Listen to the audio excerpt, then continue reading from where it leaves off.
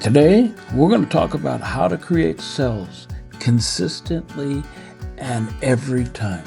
So, let's get right to it.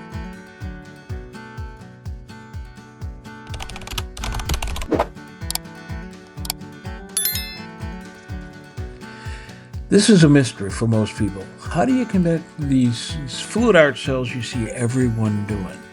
What you see going down here, this is just simply a base paint. This is a house paint that's low sheen, and it's in the Goldilocks zone. That not too thick, not too thin. Spread it out a little bit, give myself a nice even layer to swipe across.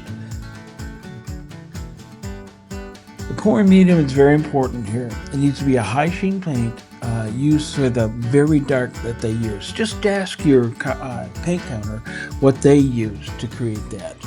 The ratio is always going to be 2 parts medium to 1 part paint. You kind of have to eyeball it. That 2 can sometimes turn as high as 3, but that's a good rule, is to set yourself a standard of what you normally do, because then you're going to get the consistency you're looking for. All I'm doing here, I'm putting down my paints. All of my paints and my supplies are going to be down in the description. Now, different components you're going to find different in different parts of the world. So you have to kind of go searching, talk with your paint guy, whoever's at your paint counter at the hardware store, and to find out what they have available.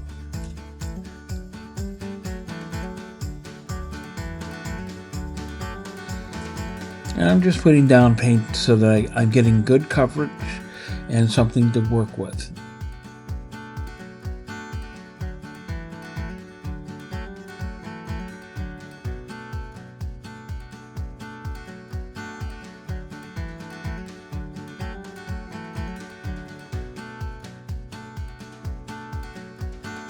Now this is a cell recipe, or the secret sauce. It's very important. There are a lot of recipes out there, but what I'm using is what I get for consistent results. I use Australian Floetrol, 2 parts to 1 part of a high quality paint. Here I'm coating the back of my palette knife, but you can do whatever works best for you. Some people put it directly down on their surface. This palette knife it's how I use it is very, very important. I'm going to flip this over in just a second, but I added some color to the top of mine. It's optional. You can do what works for you. Now flip that over, and you notice my palette knife is at a very slight angle, and I'm skimming the surface. That way I'm applying that cell activator so it can fall through the paint layers to create the cells. And do the same thing on the other side.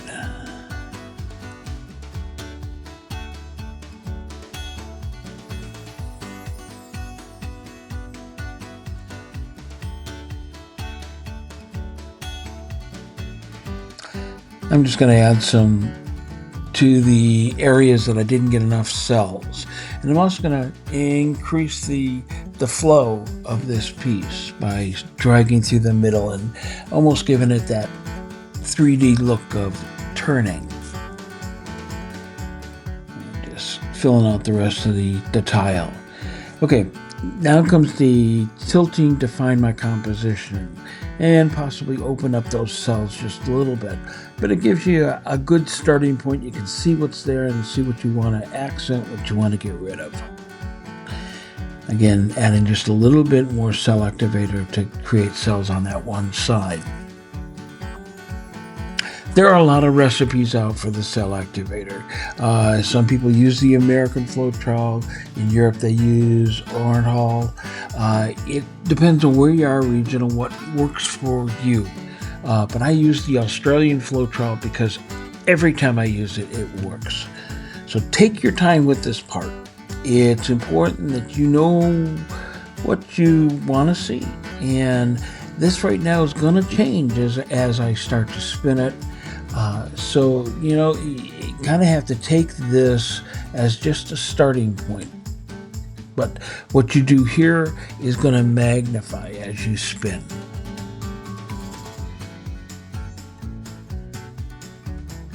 Okay, spinning opens up the cells and it helps remove that excess paint off the substrate or the surface you're working with.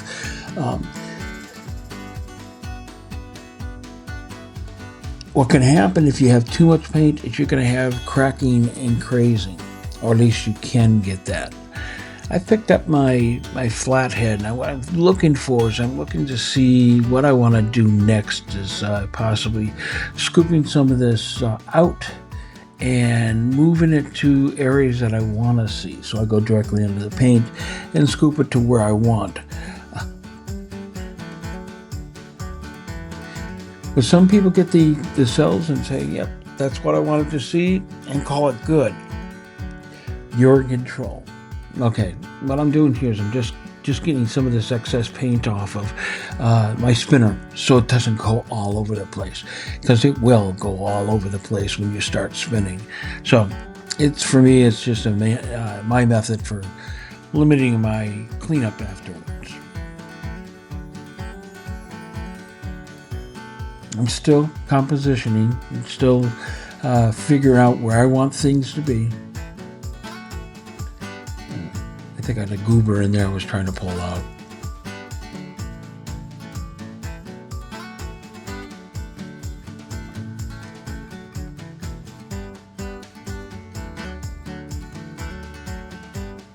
Move the paint.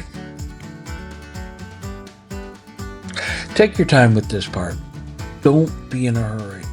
Be happy with what you're seeing before you start spinning.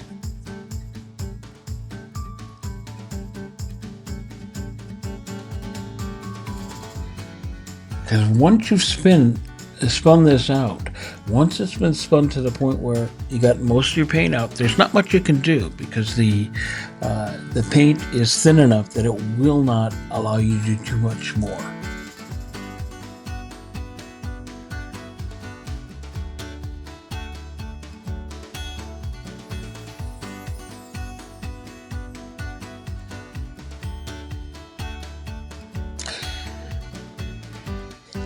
Now, if you have any questions or any comments, please go ahead and do leave that down in the description. And as always, if you appreciate the work that I do here or the information you get, please go ahead and subscribe. It doesn't cost a cent. And share with your friends. It helps with the algorithm, and it really does help. Okay, I'm doing a little bit of scooping and dragging, and just scooping, going underneath and scooping those cells up and dragging them to where I want to see. Yeah, they do stretch out the cells as far as the structure goes, but it can create a dimension that you wouldn't have already had.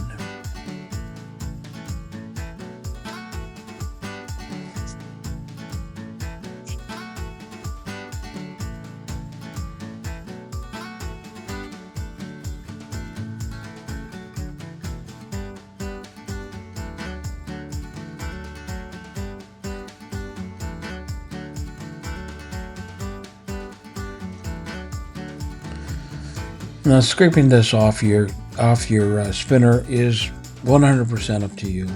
It's an optional thing. Some people don't mind the paint going everywhere.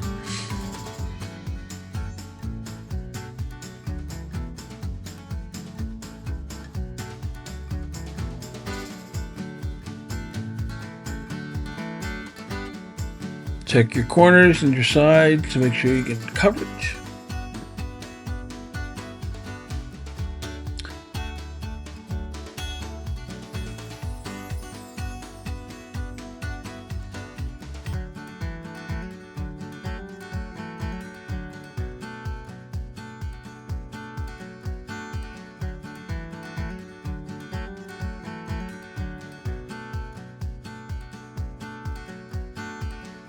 That looked like a real hard spin there. It was the fastest spin I've done, but because I've sped this up just a little bit for time constraints, it's given us a time. Now what I'm doing here is I'm just popping up bubbles, because a lot of times when you're moving things around, you'll get bubbles.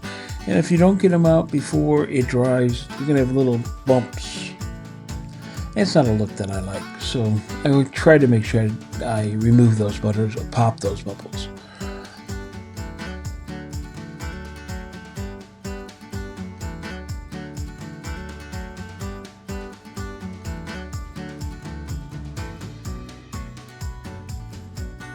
Okay, I'm going to talk about this just a second here.